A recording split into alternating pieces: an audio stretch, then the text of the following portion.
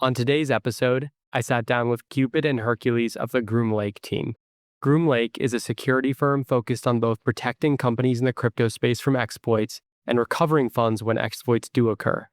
Today's guests' true identities remain redacted for security purposes given their field of work, but they were generous enough to join me for a discussion on cybersecurity and crypto and how today's attackers are looking to carry out cybercrime.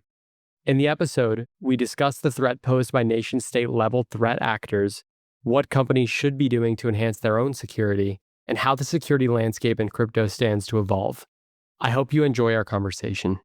Matt Walsh and Nick Carter are partners at Castle Island Ventures. All views expressed by them or the guests on this podcast are solely their opinions and do not reflect the opinions of Castle Island Ventures. Guests and hosts may maintain positions in the assets discussed in this podcast. You should not treat any opinion expressed by anyone on this podcast as a specific inducement to make a particular investment or follow a particular strategy, but only as an expression of their personal opinion. This podcast is for informational purposes only.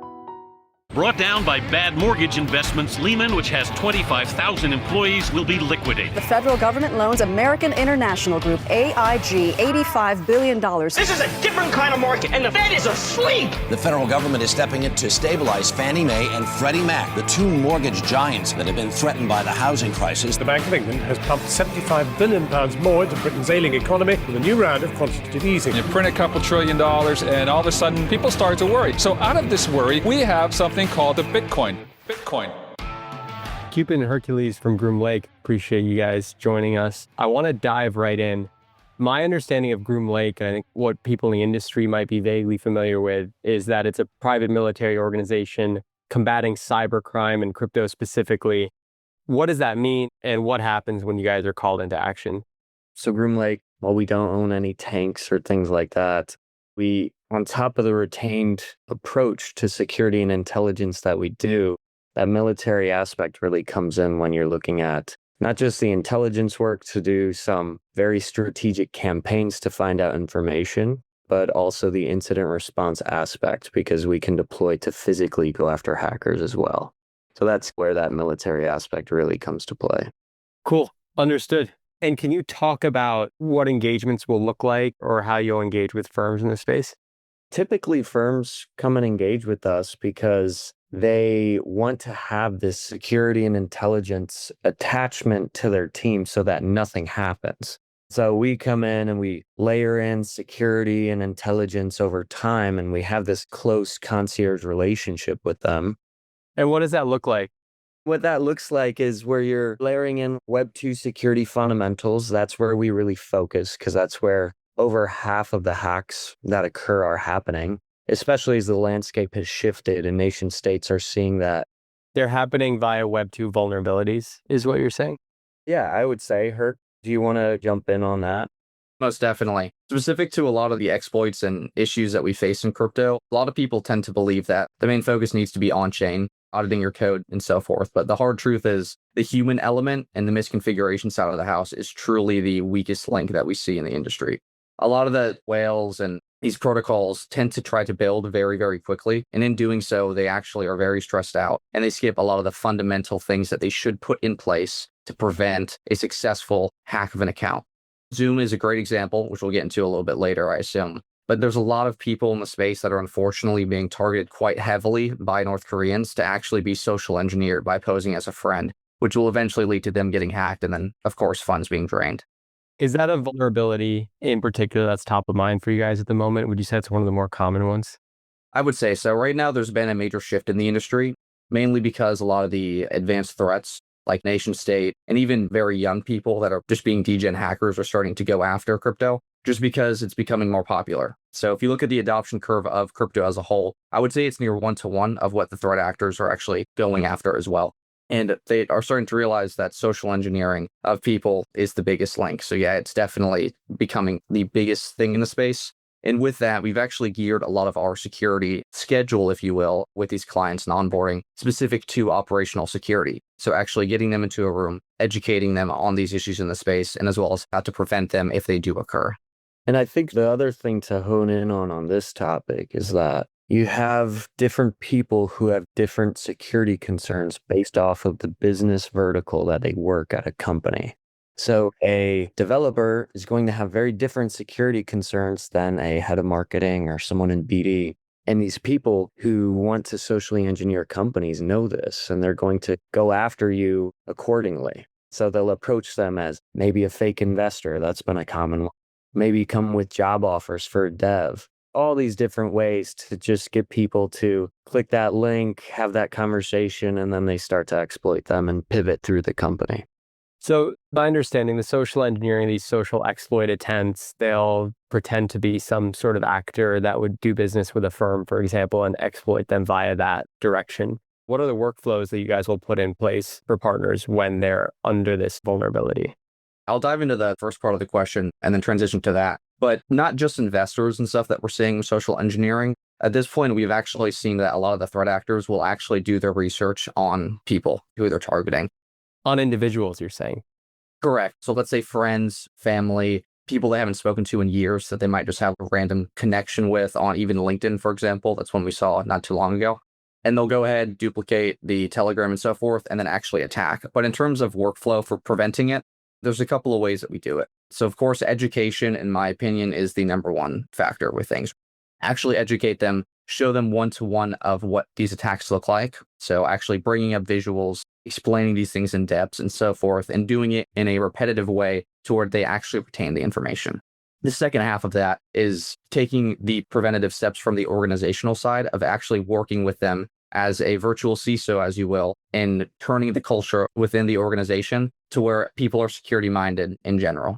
And then unfortunately, if somebody is targeted, we tend to get them to a point through education to where they actually know the steps to take immediately to reduce the likelihood of a successful exploit. And if they get to a point where they are unfortunately exploited, we will go ahead and be activated. We will join within 5 minutes and we will work to contain the threat and then remediate anything that comes from that.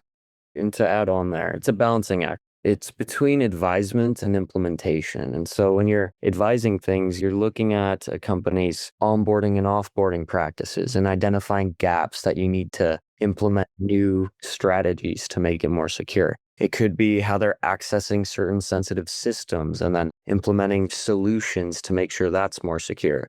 But I think the other big thing to this, and it's why we have intelligence as a core offering, is that intelligence really complements the security aspect. That's where we can really start to dig in on what would a threat actor be able to find on this executive team or on the entire company, the different people in general, and what data is newly surfacing as well. Because if you can have that knowledge, you can, one, know what kind of things you could be approached with from a socially engineered perspective, but two, work to then mitigate that data footprint that you have. I think a good example is the other day we had found there was a Telegram number being leaked, and we had looked into the source of that leak, and then we had made sure that that was taken down. So now people couldn't come in and socially engineer them on that front as easily. Understood. And a lot of the workflows that we talked about, you guys touched on this briefly, are non-crypto specific ways that exploiters are using to attack crypto companies or organizations. Are they choosing to attack crypto organizations because of the perceived ability to exploit funds, maybe as opposed to other organizations? Or why does it seem like the crypto industry in particular is being targeted? I would say specifically in my experience, I came from a very traditional financial background doing traditional boring security engineering. And a lot of the threat actor groups that actually go after just traditional institutions, normally there isn't a magical honeypot of funds that they can just take. Whereas crypto, it differs. In the traditional world, a lot of the time they will either steal information or deploy something like ransomware. And then if they steal the information, attempt to sell it. So that's how they gain the funds. In crypto, it's much easier because you have those gold bars that are locked behind a safe. You just have to get into the safe. And unfortunately, because the industry is still relatively new, obviously, it's a very easy space to attack, unfortunately, just given the nature of how people operate within the industry. And are most of the threat actors that you're talking about, are they nation state affiliated? I would say in the beginning, yes, a mass majority of them. I'd probably say near 80%. But at this point, I'm seeing a relation between both the nation state actors as well as just traditional normie hackers and even the youth. Recently, we did an investigation on a website that was cloned and everything, and we actually saw that the person that was stealing these funds was 17 years of age, which is quite young, obviously. But yeah, we're seeing still, of course, that the nation states for obvious reasons, but even the adoption of the youth and Gen Z today. How were you able to detect the age of that attacker if you're able to share something like that? Well, I was going to say prior to that, I mean, in terms of the age of the attacker, that can be tipped off from if it's an insider threat, or even some of those intelligence threads that you can pull can allow you to identify exactly who it is. And so that's how you find out. But what we see from an insider perspective is, yeah, while it is nation state sometimes, I think I was telling you last time we spoke, Wyatt, through the intelligence work, have found the Lazarus Group plant working at a company for 2 years as a principal debt when the company was in stealth mode. But we've also found lots of risks where people are hiring folks who have these obscured backgrounds. There isn't a nice thing to the anonymous nature of crypto that people really value. But sometimes if you have a multi-billion-dollar company, you may want to know a bit more about the people that you're bringing on the team, because we have seen rogue actors who aren't connected to nation states even exploit a company, steal funds because it was a crime of opportunity. They were given so much trust and so much access that eventually over time they made that decision. And that's where we then come in and hunt them down. From your perspective, are countries like the US making adequate efforts to try and combat these sorts of threat actors? The United States specifically, and even the world as a whole, I would say no, in all honesty. Just given how the industry operates as a whole, people are very anti-regulation in a lot of ways. I think, unfortunately, but fortunately, it is really up to the protocols and VCs and so forth to actually become security-minded and start adopting security-minded policies within the work. It's always a cat and mouse game with crime, and regulation is always catching up to the new attack vectors and the things that folks are being exploited by. So since consulting and working in crypto, I have seen a shift that more and more teams are becoming security-minded, where the history of the space, it really started from this perspective of if you have a smart contract audit, you are good. That is the trust signal for the investors. That's the trust signal for the users and all the stakeholders that this is a safe protocol to use. But now that we've seen this ever-increasing shift into these Web 2 fundamentals, the human side of things, that's really woken people up to, I need to start to implement my own security solutions. And then I think we're going to see more and more regulation come in on top of that, like SOC 2 compliance and things like that. So the US, I would say, does have a good signal of trust, but we still come across many, many companies, large corporations who don't even have 2FA on some high-risk environments. And so that's why it's easy to think this won't happen to me, because everyone's so focused on building and just shipping and getting out there. But I think teams have to have this mindset that engaging, whether it's an outside entity like Groom Lake, or whether it's bringing on someone that will handle that internally, you're taking things off your plate to give to an important subject, which is security, so that you can use your time in a higher leveraged way, which is building the thing, making that the main thing. Makes sense. You mentioned 2FA, which I think a lot of people are familiar with. Are there any blanket suggestions you guys would have for organizations that want to tighten operational security and security generally? Oh, yeah, most definitely. I think the first one is obviously MFA. It should be enabled and actually enforced across the organization, because it is extremely easy for a threat actor, if they have your password, to authenticate into your account, and then issues arise. But on top of that, if you really want to go the full length, I would recommend YubiKeys as a whole. So it kind of looks like a USB, but it is a very, very more strengthened version of MFA, if you will, for your accounts. I also think companies as a whole need to at least be doing, let's say, like a quarterly audit across all environments as a whole. We commonly find that people genuinely don't know who has, let's say, administrator access or even access to a lot of their systems. So actually putting an operational procedure on even something as a quarterly basis to actually go into the systems, verify who is in them and who has access to what, can really make the difference. Understood. And those are great suggestions from everything that I've heard in the crypto industry thus far. I think, unfortunately, we also touch on individual safety. And I'd say in today's day and age, I have my real name here, I guess. I think of being in the crypto industry as there being a slight additional risk when it comes to your individual safety. How would you suggest people look at their individual safety in light of some of these threat actors? I would say the first and biggest one is when it comes to individual safety, obviously you need to operate with a general sense of operational security. So if you're going out, going to a club, doing whatever, don't post on your public Instagram that you're sitting here, you have $1 million watch on, and so forth. But yeah, I think in general, the biggest thing is the operational security side of the house, trying to not put your name fully out there if you can. But obviously, for some people, it is required. Just try to operate in a more smart way in your day-to-day operations. But Cupid definitely will have some comments on that as well. We've been thinking deeply about this for a while because individuals have their own concerns and threat vectors to consider, even individuals within a company. But there's lots of traders who don't operate with a company. So a simple answer will be that those individuals will be able to, in a sense, hire Groom Lake as we go and launch one of these tools that we have coming up. It's a platform that's going to be really focused on data leak monitoring and operational security and things like that to really lower the risks here. But I would say that it is certainly a mindset where most of the people that come to us, you will see that there's this common thread of how they got exploited. And it's typically that they were tired, they were rushed, they weren't getting through, because whenever we talk to them, 80-90% of the time, it's 20/20 hindsight. Oh, I should have known that. And these are people who take a huge, thoughtful approach to their security. And they've taken to X to say, oh, I'm so secure, I have so many layers to my security, and that's great. But we have to recognize that there's this mental aspect to it as well.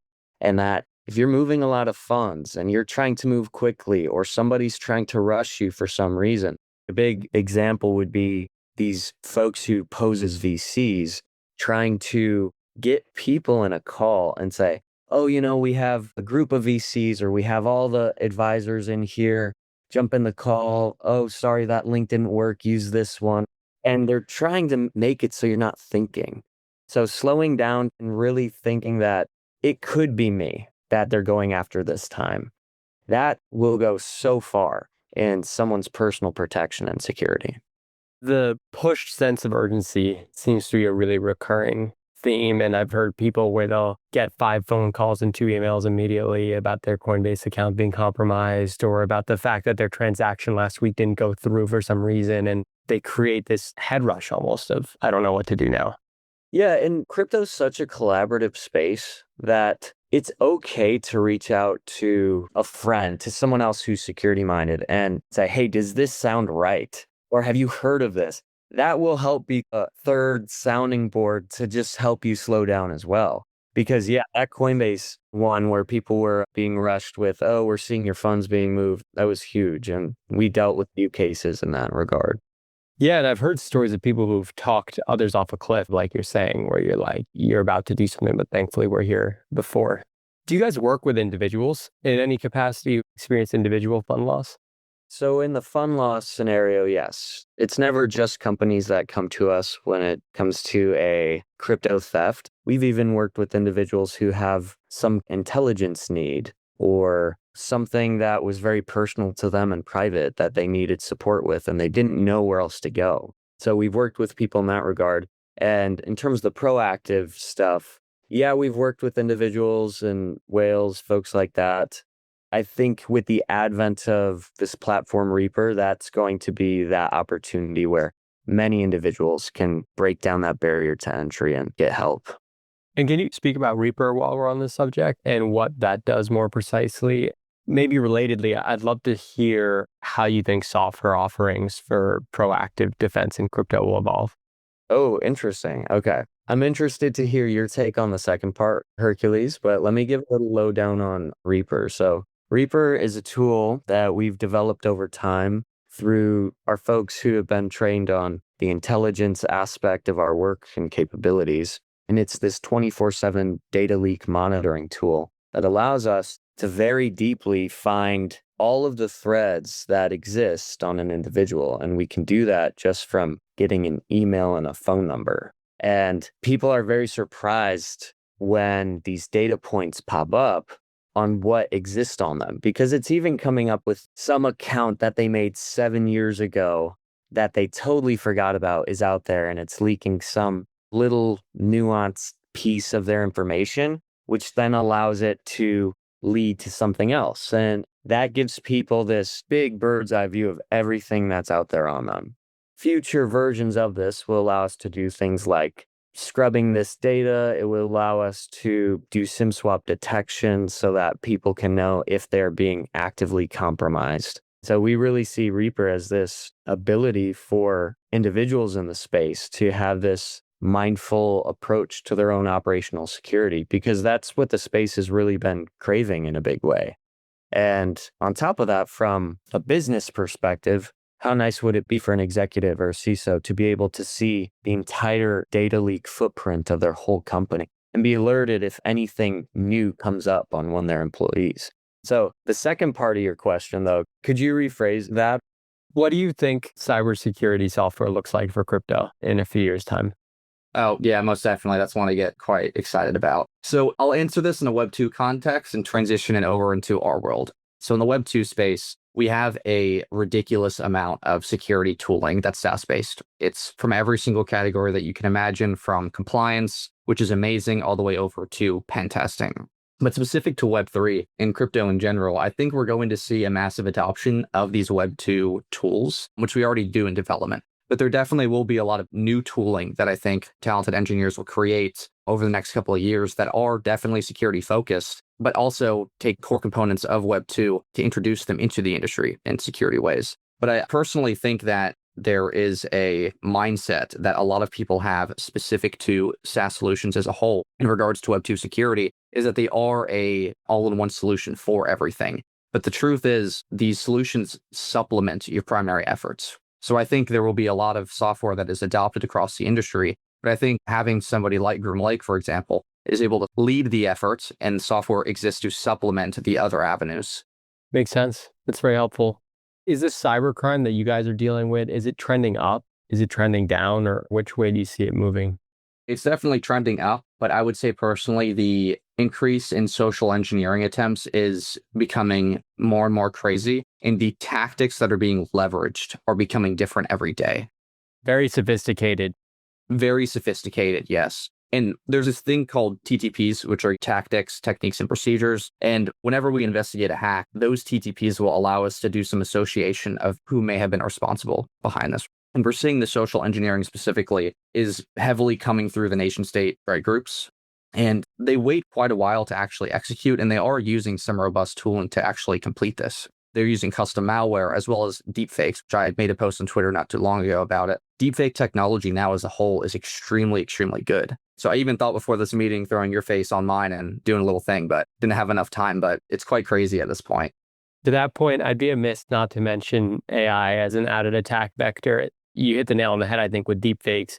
A lot of companies in the space, to my knowledge, also employ audio verification. You'll respond with your voice, certifying who you are. Something like that, to me, seems like a mechanism that will come under threat in coming years. So how can you be a couple steps ahead of threat vectors related to deepfakes, AI mechanisms, et cetera? I think the voice one is something that is often overlooked because you just think the video, you go to the face. And even as of a year ago, the technology got quite good. I even, in my experimentation days, took a podcast that FDR did a very long time ago and threw it in and was able to actually recreate his voice very, very similarly. And just think, if it's good on a computer, imagine a cell phone doing a call. It would be near spot on. But I think as a whole, we're going to get to a point with AI and these deepfake technologies as a whole that to actually prevent them, you have to employ a little bit of true identification if you're onboarding somebody, for example. But also doing things as simple as telling the person with their hands to simply put it over their face. Because the tech today, it is quite hard to actually map over the fingers and all. But I also think if it's a friend or a colleague or somebody similar, I always recommend if things get suspicious, hang up the phone and the call and contact them through another means that you believe is safe. So that could be returning a phone call, right? Unless they're SIM swapped. Because it is true you can only spoof outbound unless they're SIM swapped. Or reach out to them on Signal, reach out to them on Telegram. Or if they're in another room or a friend of a friend, call that friend and have them speak to them individually. Yeah, those are great suggestions. In the wake of all of the concerns that we'll collectively face, when should people reach out to you guys, Groom Lake, and how should they get in contact? Reaching out to Groom Lake from a company perspective, typically we see people reach out at all phases, but the most common would be when there's some big milestone approaching that's about 3 months out. And that could be TGE, could be mainnet launch, anything like that, any major inflection point in a company. For individuals, when you're thinking about something like Reaper, this is an opportunity to front run social engineering attempts. So the sooner the better, because then you can have, we're talking about the AI and the implications of that, but from a defensive perspective, having something that is your personal hunter-killer drone that can just take 2 pieces of information and look for 100+ different attack vectors on you is going to be really big. So the sooner you go and implement security, whether you're an individual or a company, it's always the better, because security is this act of layering things over time. And the more time you have to layer countermeasures, the better off you're going to be. Definitely. And I'll reinforce that point as well. Doing things early from the beginning is great from an organizational perspective, because you tend to build a cultural idea around security as a whole. And going into an organization and reviewing their operational security procedures, their current tech stack, what their configurations look like across the whole, any change you make tends to introduce a little bit of friction. It's unfortunately how security works, but with our packages and the way that we tailor things, we tend to get friction that's very, very minimal. But going into an organization that has existed for quite a long time and that has been doing things that they might have thought is right, but it truly is not up to par, it's harder to go backwards and it will take more time. But we have ways to do it, and we are more than happy to do it. Yeah, it makes sense. Harder to rebuild something that's been around for some time already. Definitely. Hercules and Cupid, appreciate you coming on and having a conversation with us, and thank you for the work you continue to do in the space. Yeah, thank you, Wyatt. Yeah, man, it's been a pleasure. Thanks for having us on. Thanks for listening to another episode of On the Brink with Castle Island. To find out more about Castle Island, visit castleisland.vc. To listen to all of our podcast episodes, please go to onthebrink-podcast.com or just click on the tab in our website. Thanks for listening.